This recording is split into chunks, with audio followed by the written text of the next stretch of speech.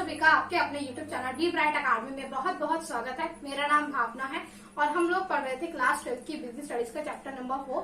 Chapter का नाम है हमारा प्लानिंग। ये इस चैप्टर का हमारा फोर्थ पार्ट है, फोर्थ वीडियो है। स्टार्टिंग के 3 पार्ट्स में हमने जो भी कवर अप किया है मैं उनका लिंक आपको टॉपिक वाइज डिस्क्रिप्शन बॉक्स में दे दूंगी। तो चलिए आज की क्लास की तरफ हम बढ़ते हैं। आज जो हम लोग टॉपिक पढ़ने वाले हैं वो है हमारा प्लानिंग प्रोसेस, यानी कि जो प्लानिंग हम लोग करते हैं उसका क्या प्रोसेस होता है, उसमें हमें कौन कौन सी चीजें करनी होती हैं, कौन से स्टेप्स होते हैं। चलिए देखते हैं। सबसे पहला जो हमारा स्टेप है वो है सेटिंग ऑब्जेक्टिव्स, यानी कि हमें पहले देखना होता है कि हमारा जो ऑब्जेक्टिव है हम क्यों प्लान करेंगे, क्या पर्पस है हमारे प्लान करने का। कुछ ना कुछ हमें अचीव करना होगा, वो हमारा ऑब्जेक्टिव होगा। तो वो जो ऑब्जेक्टिव है वो हमें सेट करना पड़ता है कि हाँ भाई हमें इस टारगेट को अचीव करना है, इसके लिए हमें प्लानिंग करनी है।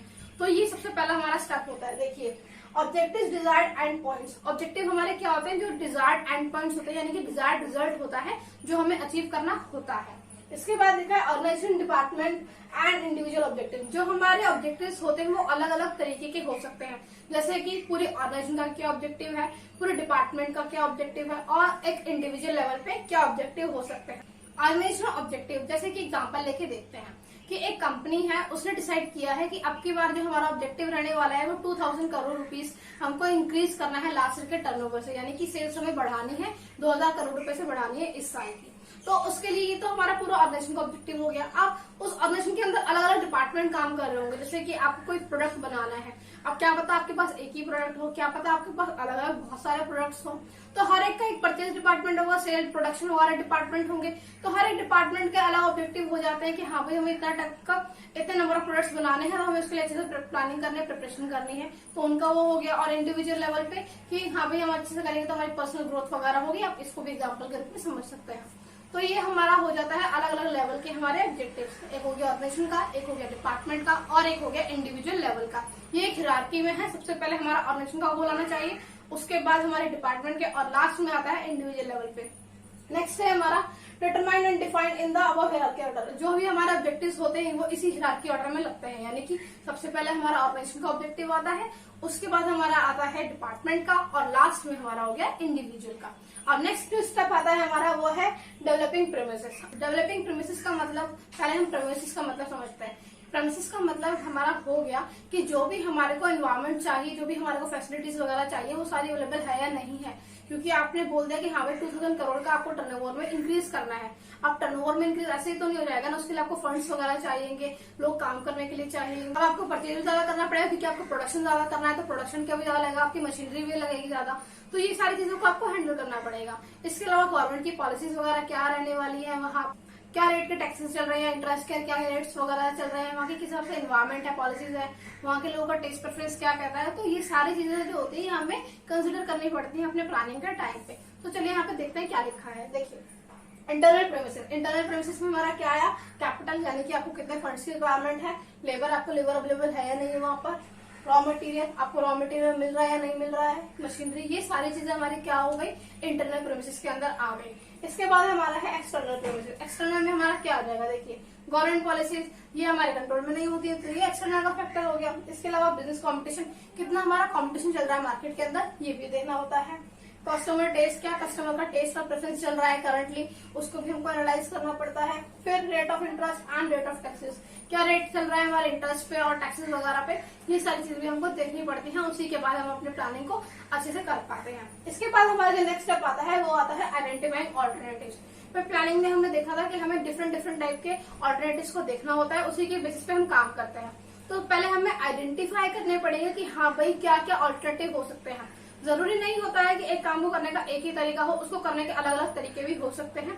जैसे यहाँ पर मैंने एक एग्जांपल लिया है कि एक्सपेंडिंग बिजनेस, कि मान लीजिए एक ऑर्गेनाइजेशन का ऑब्जेक्टिव है कि उसे अपने बिजनेस को एक्सपेंड करना है। तो इससे क्या क्या तरीके हो सकते हैं, यहाँ पर मैंने 4 तरीके लिखे हैं। देखिए पहला हो गया एक्सपेंडिंग एग्जिस्टिंग बिजनेस, कि जो आपका एग्जिस्टिंग बिजनेस है उसी को एक्सपेंड किया जाए। यानी कि मान लीजिए आप कोई भी प्रोडक्ट बना रहे थे, तो आपने प्रोडक्ट का कोई साइज होगा, क्या पता आप उस साइज के ज्यादा वेरिएंट्स बनाना स्टार्ट कर दे या फिर अलग अलग साइज में बनाना स्टार्ट कर दे। जैसे हम शैम्पू का एग्जांपल लेते हैं, पहले शैम्पू बॉटल्स में आते थे, फिर पाउचेस में भी आना स्टार्ट हुए, क्योंकि कन्वीनियंट रहता है लोगों को कि जिसको जिस हिसाब से रिक्वायरमेंट है, जिसको बॉटल लेनी है वो बॉटल ले सकता है और जिसको पाउचेस लेने हैं वो पाउचेस में भी काम कर सकता है। तो ये भी एक बिजनेस का एक्सपेंशन का काम हो जाता है। और इसके अलावा इसमें एक और चीज है कि देखिए आपका प्रोडक्ट सेम है, बस आपने अपने प्रोडक्ट के साइज को चेंज कर दिया है, उसमें नया प्रोडक्ट आपने लॉन्च नहीं किया है, ये चीज इसमें नहीं आई है। इसके अलावा entering into new geographical areas, मान लीजिए कि पहले आप सिर्फ दिल्ली के अंदर ही काम करते थे, अब आप आसपास की स्टेट्स में भी आप अपना काम स्टार्ट करना चाह रहे हो, तो ये भी एक हो सकता है कि आपने ज्योग्राफी को ही चेंज कर दिया, आपने ज्योग्राफिकल एरिया चेंज कर दिया, आप किसी दूसरे स्टेट में जा रहे हो। ये सिर्फ स्टेट की बात है, किसी कंट्री में भी जा सकते हो, ऐसी कोई बड़ी बात नहीं है। इसके बाद आता है कोलैबोरेशन। कोलैबोरेशन में क्या होता है कि दोनों कंपनी साथ में मिलकर काम करते हैं, तो इससे क्या होता है दोनों के जो कस्टमर बेस होता है वो बढ़ जाता है। तो जैसे एक रिकमेंडेशन होती है कि हाँ भाई मुझे ये प्रोडक्ट अच्छा लगा, आप ये ले सकते हो, आप दूसरा वाला बोलते हैं कि हाँ भाई हमें इनका प्रोडक्ट अच्छा लगा, आप ये ले सकते हो। ये नहीं कि आप फॉल्स क्लेम कर रहे हो, एक जेन्युइन क्लेम भी बता सकते हो कि हाँ भाई इसमें ये चीज अच्छी थी, ये चीज बुरी थी, और कोलैबोरेट करके आप काम कर रहे हो, तो आपके पास ऑडियंस ज्यादा हो जाती है इस केस में। और आज के डेट में कोलैबोरेशन बहुत ज्यादा होने लगे हैं। इसके बाद में हमारा है स्टार्टिंग न्यू बिजनेस। आपने यार बिल्कुल ही ऑल टुगेदर नया ही बिजनेस स्टार्ट कर दिया, बिल्कुल न्यू हाफ, जिसके अंदर मान लीजिए आप पहले शैम्पू बनाते थे, अब आपने सोप बनाना स्टार्ट कर दिया, या फिर कॉलगेट वगैरह बनाना स्टार्ट कर दिया, या बिस्किट्स वगैरह बनाना स्टार्ट कर दिया, तो एक आपके पास बिल्कुल नया प्रोडक्ट हो गया, आपने एक नए बिजनेस में एंटर कर लिया। या फिर आप कुछ और चीज भी ले सकते हो, जरूरी नहीं है कि आप इसी चीज में डिपेंड करो, क्या पता आप सर्विसेज प्रोवाइड करना स्टार्ट कर दो। ये अलग अलग चीजें हो सकती है, वो डिपेंड करता है कि आप किस चीज में काम करना चाह रहे हैं। इसके अलावा हमारा हो सकता है टेकिंग ओवर अदर बिजनेसेस। मान लीजिए कि आपके बिजनेस रिलेटेड और सारे बिजनेसेस थे, आपने उसमें से कुछ बिजनेस को टेक ओवर कर लिया, या फिर एक आध को टेक ओवर कर लिया, यानी कि खरीद लिया।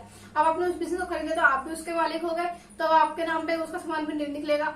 तो ये भी हमारे अलग तरीके होते हैं बिजनेस को एक्सपैंड करने के। तो ऐसे ही जो भी हम लोग काम कर रहे होते हैं उसके एक काम करने के अलग अलग तरीके हो सकते हैं। हमें ऑल्टरनेटिव्स को आइडेंटिफाई करना होता है कि हमें हमको इस ऑब्जेक्टिव को अचीव करने के लिए, इस टारगेट को अचीव करने के लिए क्या क्या अलग अलग तरीके मिल सकते हैं, हमें उन ऑल्टरनेटिव्स को आइडेंटिफाई करना होता है। अब हमने आइडेंटिफाई कर लिया हमारे ऑल्टरनेटिव्स को, इसके बाद हमको क्या करना होगा, देखिए इवेल्युएट करना होगा ऑल्टरनेटिव्स को। इवेल्युएट करना मतलब क्या कि इनको अच्छे से एनालाइज करना होगा कि हाँ भाई इसके क्या प्रोज है, क्या कौन से केस में अच्छी बातें हैं, क्या बुरी बातें हैं, क्या इनकी वजह से हमारा टारगेट अच्छे से अचीव हो पाएगा या नहीं हो पाएगा। ये सारी चीजों को कंसिडर किया जाता है इवेल्युएशन के फेज में। और यहाँ पर देखिए alternatives which are up to the expectations of minimum preliminary criteria are selected for intensive study। इसका मतलब क्या है कि इसमें जो भी हमारी बेसिक क्राइटेरिया वगैरह होंगे वो फुलफिल करने के बाद में ही हम उनको और डीपली स्टडीज के लिए फर्दर चेक करते हैं कि हाँ इसमें ये वाले पॉइंट्स हमारे क्लिक कर रहे हैं या नहीं कर रहे हैं, यानी कि इसमें ये चीज हमारी अचीव हो पाएगी या नहीं हो पाएगी, ये सारी चीजें भी यहाँ पर देखनी होती है। इसके बाद हमारा आता है सिलेक्टिंग अल्टरनेटिव। इसके बाद हम क्या करते हैं, हमने अच्छे से ऑल्टरनेटिव्स को चेक कर लिया, वैल्यूएट कर लिया, अब हमको उसमें से सिलेक्ट करना पड़ेगा जो भी हमारा बेस्ट पॉसिबल ऑल्टरनेटिव होने वाला है। तो ये रिकमेंड किया जाता है कि आप सिर्फ एक ऑल्टरनेटिव को ना लो, आप एटलीस्ट एक से ज्यादा को लो, दो तो लो ही लो। क्यों कि एक आपने अडॉप्ट कर लिया और दूसरा आप क्या करोगे, एक रिजर्व में रखोगे कि मान लीजिए कि फ्यूचर में कोई पॉलिसीज वगैरह चेंज हो जाती हैं, तो जब और चेंज हो गया तो आप चेंज के हिसाब से दूसरे प्लान को एग्जीक्यूट कर पाओ। तो इसलिए ये बेटर रहता है कि आप दो प्लान को सिलेक्ट करके ही रखो। अब देखिए यहाँ पे क्या लिखा है, after carefully evaluating the best one is selected. हमने अच्छे से एनालाइज कर लिया, उसके बाद हम क्या करने वाले हैं, जो भी हमारा बेस्ट ऑल्टरनेटिव रहेगा उसको हम सिलेक्ट कर लेंगे। इसके बाद सिलेक्ट मोर देन 2 ऑल्टरनेटिव्स। ये रिकमेंड किया जाता है कि आप एक से ज्यादा अल्टरनेटिव को ही सिलेक्ट करें, क्योंकि एक आप अडॉप्ट करोगे और दूसरा आपको रिजर्व में रखना है। और देखिए one for adoption and other for reserve. ये वही बात हो गई कि हमने एक अडॉप्ट कर लिया, यानी कि एक को हम इम्प्लीमेंट कर रहे हैं और दूसरे को रिजर्व में कि अगर कोई भी चेंजेस वगैरह आएंगे तो हम उसको वहां पर अप्लाई कर देंगे। और हमारे इसके बाद आता है इम्प्लीमेंटिंग प्लान। इम्प्लीमेंटिंग प्लान का मतलब होता है कि जो भी हमने प्लान बनाया है, हमने सिलेक्ट कर लिया उसको, अब उसको इम्प्लीमेंट भी तो करना पड़ेगा ना। आपने कोई चीज बना ली, सोच के रख ली, लेकिन इसको करना स्टार्ट नहीं किया, इम्प्लीमेंट करना ही स्टार्ट नहीं किया, तो वो पूरी मेहनत हमारी वेस्ट हो जाएगी। तो इसलिए हमें इम्प्लीमेंट करना भी जरूरी हो जाता है। तो देखिए यहाँ पर क्या लिखा है, chief and subsidiary plan once decided then implemented. Chief plan यानी कि जो हमारा फर्स्ट वाला था और दूसरा जो रिजर्व वाला था, इन दोनों प्लान को हमने जब सिलेक्ट कर लिया तो अब इनको क्या करने वाले हैं, इम्प्लीमेंट करने वाले हैं, यानी कि अप्लाई करने वाले हैं। अब who will do it at what time it has to be done। और इसमें हमको ये भी चीज देखनी होती है कि भाई हमने प्लान तो बना लिया है, अब इस काम को कौन करने वाला है और कब करने वाला है, कैसे करने वाला है, ये सारी जो चीजें आती हैं इम्प्लीमेंटेशन फेज में ही आती है। अब आपने सब कुछ कर लिया, अब इसके बाद में अगर आपने सारी चीजों को चेक ही नहीं किया, फॉलो अप ही नहीं लिया, तो आपकी पूरी मेहनत वेस्ट चली जाएगी। क्योंकि आपने मान लीजिए सब कुछ बहुत अच्छे से बनाया, सब आप बहुत अच्छे से कर रहे हो, लेकिन क्या फायदा अगर लोग उसको अच्छे से कर ही नहीं रहे हैं, जिस हिसाब से आपने सोचा था सबसे काम ही नहीं चल पा रहा है, लोग कर ही नहीं रहे हैं, तो आपकी मेहनत तो वेस्ट चली गई ना। तो इसलिए फॉलो अप लेना भी बहुत जरूरी रहता है। इसीलिए जो हमारा लास्ट स्टेप होता है वो है फॉलो अप एक्शन। आपको फॉलो अप करना है, देखना है कि हर चीज अच्छे से चल रही है या नहीं चल रही है। जैसे कि constant review of plans to ensure success. आप चाहते हो कि आपको सक्सेस अचीव हो जाए, तो आपको कॉन्स्टेंटली यानी कि लगातार रिव्यू करते रहना हो अपने प्लान्स को भी और जो लोग उसको काम कर रहे हैं या नहीं। अच्छे से कर पा रहे हैं, दोनों चीज आपको अच्छे से देखनी पड़ जाएंगी। इसके बाद है पहले changes occur in the assumption corresponding changes should be done in the plans. मतलब कि जैसे ही आपको लगता है कि आपने जिस हिसाब से प्लानिंग की थी उसमें थोड़े बहुत भी वेरिएशन आए हैं, तो जिस हिसाब से भी वेरिएशन आए हैं आपको कॉरस्पॉन्डिंग चेंजेस करने होंगे अपने प्लान्स के अंदर और उनको फटाफट से इम्प्लीमेंट कर देना होगा ताकि आपको कोई नुकसान ना हो और आप अपने सक्सेस को अचीव कर पाओ। तो ये हमारे प्लानिंग के प्रोसेस के कुछ स्टेप्स थे जो कि बहुत इंपॉर्टेंट भी हैं और आपको आई होप आप इनको रिलेट भी कर पा रहे होंगे। अगर आपको ये वीडियो अच्छा लगा तो इसे लाइक कीजिएगा, अपने दोस्तों साथ शेयर कीजिएगा। आप मेरे चैनल पे फर्स्ट टाइम आए थे सब्सक्राइब भी कर सकते हैं। थैंक यू सो मच मेरे वीडियो को देखने के लिए।